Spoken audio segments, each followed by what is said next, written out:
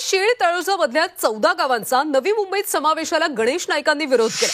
त्यानंतर आता कल्याण मधल्या स्थानिक आमदारांनी मात्र 14 गावं नवी मुंबईतच राहावी अशी मागणी आमदार राजेश मोरे यांनी केली। त्यासाठी त्यांनी विधान भवन परिसरात आंदोलन देखील केले।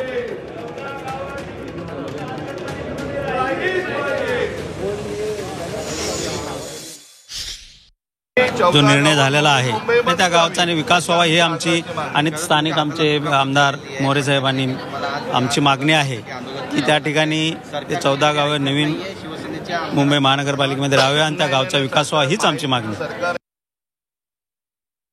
एकंदरीत जनता दरबार असो किंवा या 14 गावांचा प्रश्न असो, कुठेतरी गणेश नाईक विरुद्ध शिंदे असं युद्ध छेडलं जात आहे का? असं काय नाही आहे। सन्माननीय गणेशजी नाईक हे पूर्वीपासून ठाणे जिल्ह्याचे पालकमंत्री होते। पूर्वी ते जनता दरबार घेत होते, आताही ते जनता दरबार घेतात। हा त्यांचा वैयक्तिक प्रश्न आहे। लोकांचे प्रश्न सुटले पाहिजे, हा आमचा वैयक्तिक प्रश्न।